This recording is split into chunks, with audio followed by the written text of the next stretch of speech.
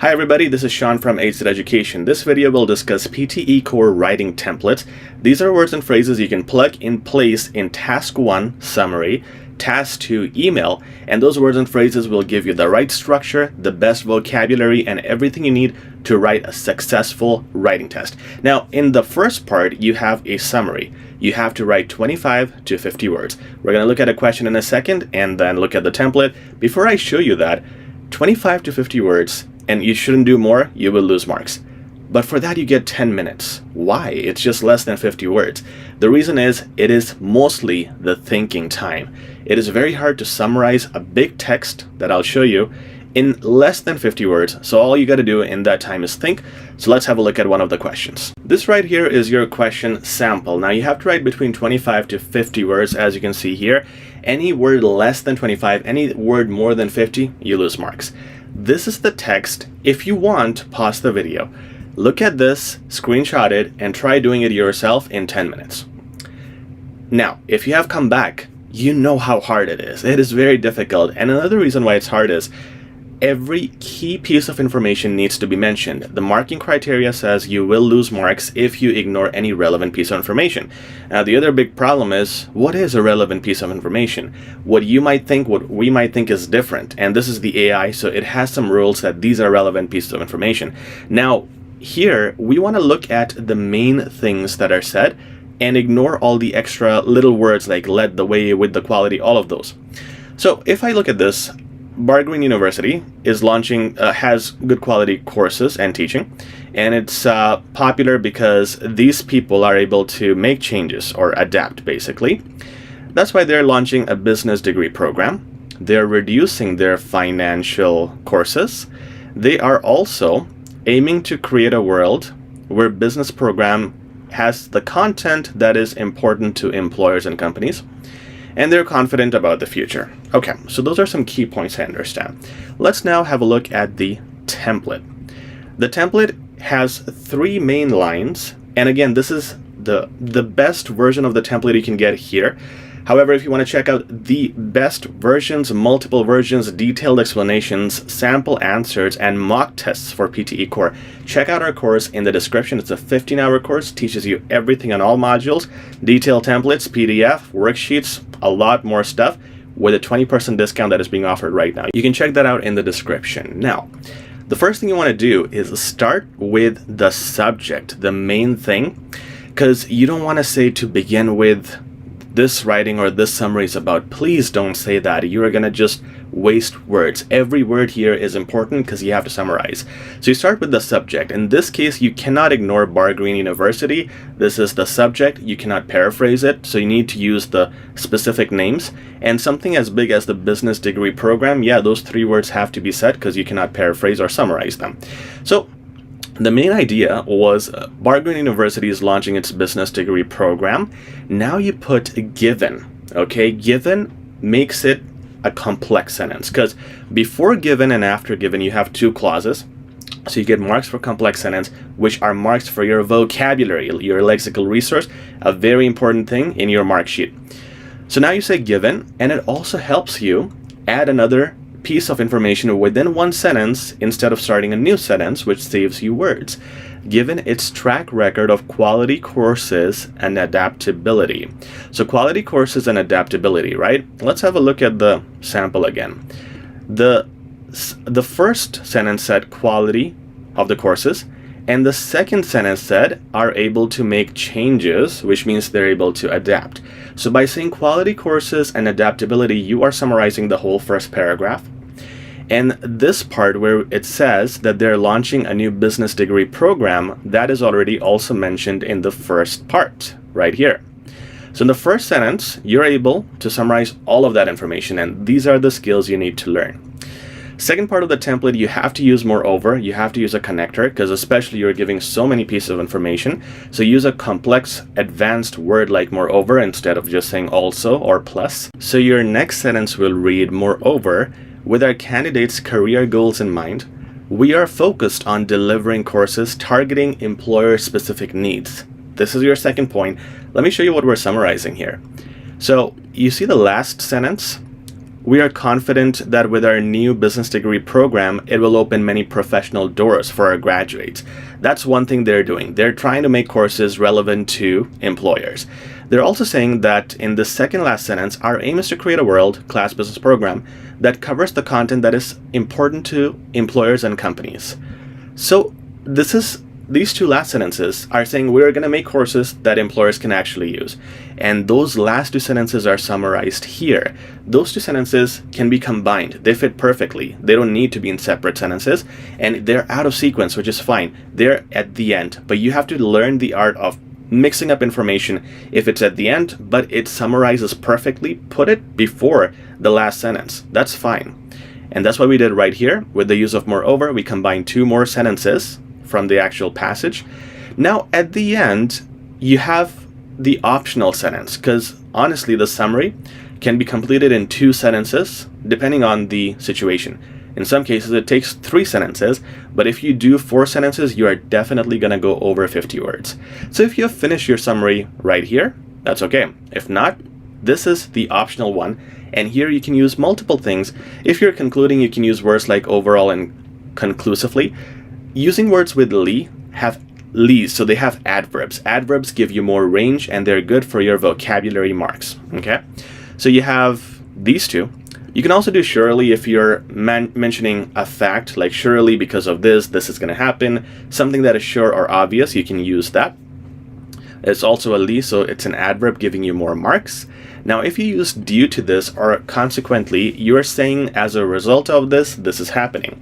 The problem is you cannot use words like as a result or because of this or all of those word combinations, which are 3 words, okay?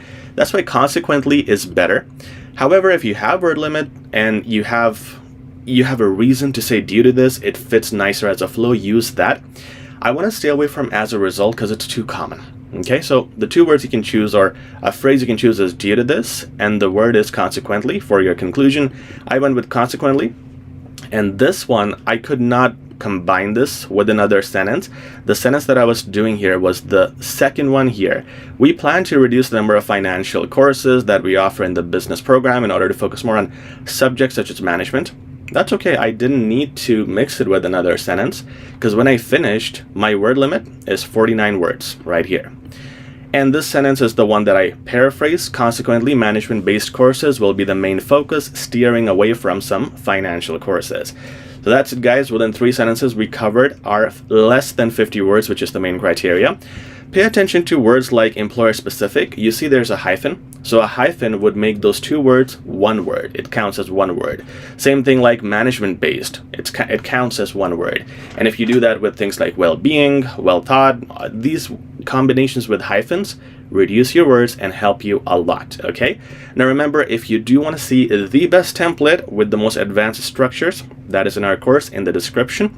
Now let's look at task 2. This is the email where you have to write at least 100 words. The marking scheme says no more than 120. So if you write 121, your marks are reduced. Every other exam is vague about it. IELTS says write at least this much, but PTE Core specifically mentions if you do 1 word more than 120, you lose marks. So 100 to 120 words. So what you got to do is do 5 paragraphs, intro, conclusion, and each body paragraph should ideally have 1 sentence, not 2 or more. Definitely not more than 2. And you don't have to start with any dates, subjects, or anything, which is the good news. So you start with dear, and you mention Mr., Miss, or Mrs. here in the salutation. You have a lot of marks for this. And the ending, your sincerely plus your full name, okay? The marking scheme says you need email conventions, which is the salutations. You have very important marks for these. Don't miss them. Then we'll talk about the first paragraph here, the intro. Please do not say, I am writing this letter because. Please do not say this. I don't know how much I can emphasize that. Everybody's going to use that. You need to be unique, different. You need to have marks for advanced words, phrases, sentences, and being unique. Otherwise, it just looks like you have memorized, I'm writing this letter because. You want to say the reason behind my email is to address, and then whatever you want to address. I want to address the situation with the apartment and the broken whatever. Okay? Similarly, your ending should be unique, advanced as well. I eagerly, that's your mark for your adverb, your range of vocab, anticipate, advanced word as well. And you would say, I eagerly anticipate a positive reply from you on this matter. Given its, once again, the complex addition here, given its, now whatever the situation is, given its seriousness, given its importance, given its urgency, whatever it is based on the situation in the question. Again, you do not need to say, you should not say, I'm looking forward to. You have to be different and advanced. All right, this is 100 words. You would have to, again, kind of work on summarizing your thoughts. So you do not need to start here with, to begin with, or firstly, or anything. Directly start, give the first reason here, okay? So let's say we're talking about the restaurant's dirty situation. So you could start by saying the restaurant, or we entered the restaurant this day, and it was the first thing we noticed was the unsanitary condition, especially in the kitchen. Use a semicolon here and add another clause. So when you use semicolons, you can add other clauses, which means you can add 2 clauses in one sentence. Semicolons give you marks for advanced punctuation, and you should always get those marks. That shows the difference between an advanced writing and a basic writing. So you use semicolon here, and you would say, semicolon, we were particularly appalled by the hair we found in our food. Something like that, okay? Depending on the situation. Furthermore is going to start your next paragraph, which is just going to be one sentence ideally. It is an advanced connector instead of just saying also. Now again, I want you to get your marks for your li, which is the adverb, because I know you guys won't do that. Very few people actually use them effectively. So get them done in a connector, which is going to also be a flow to your third body, and it's different than furthermore. So we want to try doing different things. We want to be giving the AI a variety and versatility. So you would say conversely if you mention something opposite, conclusively if you're going for a conclusion, conspicuously if it's something obvious related to what you have already said, because conspicuously means obviously, and interestingly if you are mentioning something interesting or just another point that you're adding on that needs attention as well. Okay. That is your template, guys, for the formal emails, which are mostly going to be the requirements, but frequently you might get informal emails in your exam as well, writing to friends or family. Here you would just start with the first name, dear first name. Please do not say Mr. Mrs. You will lose marks. Best regards for the end, first name only. First name only, okay? No last name. It is informal. And please do not say, I'm looking forward to talking to you. And the conclusion, it is informal. You will lose marks if you become too formal. So we are on purpose being informal, saying words like these. How is life? Better than saying how are you? I have not had the chance to get back to you sooner. Complex phrasing. Again, not advanced. You cannot use advanced words. You will lose marks. It is not formal, but as unique and versatile as you can be in the informal language. My apologies. And then you have your exclamation mark showing your natural tone. Your conclusion is, again, different than just saying take care or lots of love. I guess that's all on my mind for now. Talk to you later. You have to show a natural tone and just copy paste it. Copy paste the intro and conclusion in all cases in your emails. I needed to talk to you about, we'll start your body one, which will address your first point. Surely is your second body's connector or start. It gives a good flow to what you have already been saying, and it's a li, giving you marks for adverbs. Now you mention your second point, and your third point is going to be body 3, starting with considering. Now considering makes it a complex sentence, and you will get marks for that. So it's like considering I have to sleep early today, comma, next point is going to be I will most likely wake up at 7 a.m. tomorrow. Okay, so considering one thing and then the other thing, it adds 2 points, 2 clauses in one sentence, which gives you marks for complex sentences. So use considering here and whatever your third bullet is, because in the question you usually get 3 bullet points. So your bodies are supposed to be 3 in informal letters or emails and formal emails as well. Okay, you can screenshot this, guys, and if you want to see the written versions, check out our blog. Once again, check out the detailed course that is in the description. We just launched the updated version, and it has, I think, 5 reviews now with people who have just finished it and some who are just in the middle, and they're all 5-star reviews. They all love it. It's the best content online. It also has really challenging exam-like mock tests that you have to try before your exam. You cannot risk it because the real exam's actual mock test right now is currently unavailable anywhere online except for HZad Education. So you can check out our course in the description. If you have any questions, email, comment. Talk soon. Please subscribe, like, and share. Hey guys, before we get started with the PTE Core Speaking, remember the marking scheme tells you constantly be native-like, which does not mean have a native accent. It just means be natural. That's one thing you have to focus on here. Be natural, emphasize your words and phrases. Don't eat up words, don't stutter, don't say ums, don't use fillers like, you know. Also, try to think of it like a microphone where you speak in your cell phone and it writes down what you say. If you have even a slight error, a slight problem in clarity, it writes something else, right? So your AI is going to be marking you, which means you have to be perfect in clarity, fluency, emphasis. Those are the things that will give you good marks in the PTE Core Speaking. The speaking module comes first in the test, followed by the writing module. So the first part is called speaking and writing, but I don't know why they have combined it. It's basically speaking first, then writing. So you can see the first few questions are for speaking. The last two questions are only for writing. Okay, so speaking comes first. Now the number of questions you get per task are always different, which is why it could take anywhere from 46 to 67 minutes in the real test. So we're going to talk about speaking here. The first type of question you get, these ones are pretty simple. Read aloud. Okay, you're given 6 to 7 questions here. You're given a very short paragraph. It's going to be typed. All you have to do is read it. Okay, you have to read it. Here you're going to be marked on how you enunciate, how you pronounce the words correctly. You're going to get negative marking if you change the word, if you add a new word, or if you omit any of the given words. So it's all a matter of speaking clearly here. Be fluent, use good pauses when you have periods or commas, and speak naturally. Also remember to emphasize what you're saying. This one and this one, they're simple, so we're not going to cover them in a lot of detail. So we're just doing an overview here just so you have an idea. The next two questions are the ones we're going to discuss in detail. And then the last question type is also pretty simple, so we'll go over it as well. Okay, first, again, after you're done with the read aloud questions, 6 to 7, you'll get 10 to 12 questions in repeat sentences.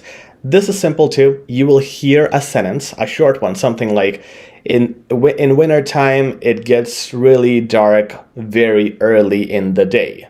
And then you have to repeat in the winters and so on. You just have to repeat the exact sentence. That the marks are all there for repeating the exact thing. Don't, again, omit anything. Don't enter a new word. Don't stutter. Don't pause. Have a good, natural, fluent voice and emphasize words that need to be emphasized. Better you just copy the emphasis that the speaker has done in their sentence. Just copy it as it is, okay? Then you have to describe an image. We will discuss this in detail. We have a template for this. Respond to a situation, template, and discussion in detail coming up. Before we go there, just remember the last type of the question is answer short question. There you get 5 to 6 question types. Again, a kind of a very different type of question you get here. You'll be asked, what do you wear in the winters to keep you warm? Your answer is going to be jacket or winter jacket. That's it. One word or a few words or a phrase would be the answer. Or another question could be, what do you wear in winters to keep your feet warm? Your answer is going to be winter boots or snow boots. That's it, okay? Or they could ask you, what are the 2 colors in a fried egg? Yellow and white. That's going to be your answer. So it's kind of weird, and I find it very weird, and it's also very different than the rest of the speaking tests, but this is what it is. Okay, so that's all you would do in that part. Good thing is it's pretty simple. Just make sure you speak clearly and answer, and they have multiple answers. So if you say boots, winter boots, snow boots, there are multiple selections, so it's not like one answer has to be correct. Okay, let's move on to the hard ones now and the longest type of questions, this one and this one. So the first one we're going to look at is describe the image, and here you get 25 seconds to look at it, 40 seconds to speak. You'll get an image like this or different, most likely different because it's different every time. It could be a process, it could be a journey, it could be a fantasy, could be anything. In this case, we have what looks like a plant growing process. Now, here's the template for it. You want to start with the picture highlights, talk about the overview of this picture, which in this case would be the picture highlights the scene of gardening or the process of gardening. You would describe one part or two wherever you feel it's right, where you have to connect another idea, you say furthermore. So assume you start by saying the picture highlights the scene of gardening where we purchase the fertilizer first, along with equipment like a small shovel, as well as what seems like a glass. Furthermore, and here you mention your third point, you can also say furthermore here. So you would say furthermore, obviously adding water is essential for the beautiful growth or transition to a flower. Now, why I added beautiful here is because there's a note, use adjectives and adverbs. The more adjectives and adverbs you use, the more marks you get. You have lexical resource marks, which means range of vocab. That means adjectives like good, bad, sad, all the qualities are important to mention wherever you get a chance. And adverbs like quickly, slowly, use them as well. Okay, then you have afterward or likewise. Now, afterward is going to be used in a process when there are steps involved. You can also use likewise in a process, but likewise is more general, so you can also use it in other cases when it's not a process. By general, I mean it can be applied in multiple places, but it's not a common connector. Common connectors are basic ones like and also, which we're not going to use. We're using advanced connectors, the lexical resource, including the last one, which is also going to add marks to your lexical resource, certainly. Certainly has a ly in it. Lys are adverbs. The more you use lys, the better your marks will be, because you will have a range of vocab that other students don't have usually. And it's also an advanced conclusive word. If you just say to conclude or overall, it's the same thing that everybody else is doing. But you're going to finish with certainly. So let's say you define all these steps. At the end, you're going to say certainly. The entire process looks pretty simple, and the result is a beautiful pink flower. Okay, there you go. That's going to be the last phrase, and that's 40 seconds easily. You cannot say more sentences usually. Again, there are some that you would put in between, but you should not have more words or phrases to memorize, because once you start, you would realize 40 seconds and quickly. So remember these, and this should be your guideline for any task involving description of pictures. Now let's move on to the next scenario, which is describing a situation. So here you're given 20 seconds to read it. It's pretty lengthy sometimes, and you have 40 seconds to answer. You can pause the screen, you can read this. I'll summarize. You basically have a townhouse, and your tenants are causing a lot of problems. They're breaking things up, and you have to go and talk to them about it or address it assertively, basically. Now, the template is right here. Let me tell you before we start the templates for these kind of questions are very hard to make because the situations are always different. They can vary greatly in context. So be careful when you use it. This template is applicable in most cases. However, you really have to be careful if the words fit in your given situation or don't. So be careful and apply this based on the natural scenario that you're given. Now, in this case, the template fits perfectly, almost.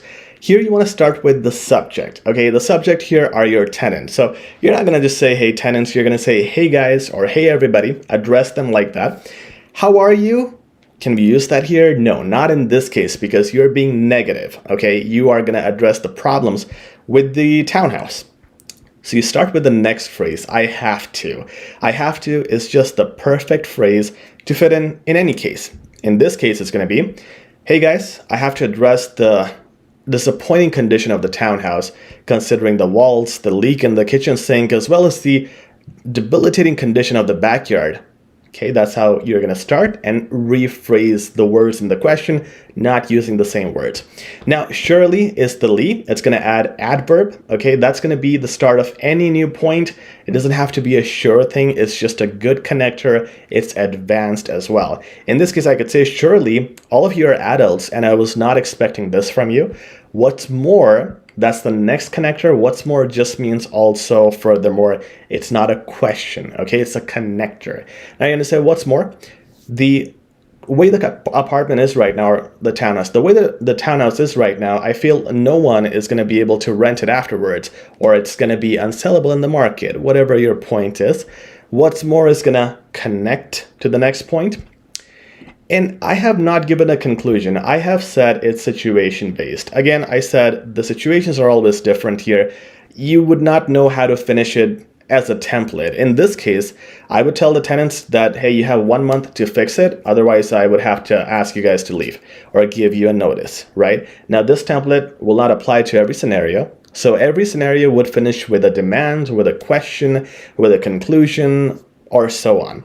So make sure it's based on the scenario and it's natural and it's not learned. And please don't say words like to conclude at the end, because you're going to be talking to a person here and we don't say to conclude in real conversations. All right, guys, so that's it. Now remember, guys, if you want the best marks in your PTE Core exam, you have to check out our course in the description. It's a 15-hour course packed with videos, very challenging mock tests that reflect the real exam, and you also get guidance with samples, with advanced templates, vocabulary, words, phrases, and everything you need to guarantee your score. In fact, you get a money-back guarantee with this course. Check it out, it's in the description, and please like, share, and subscribe. It really helps out. Take care.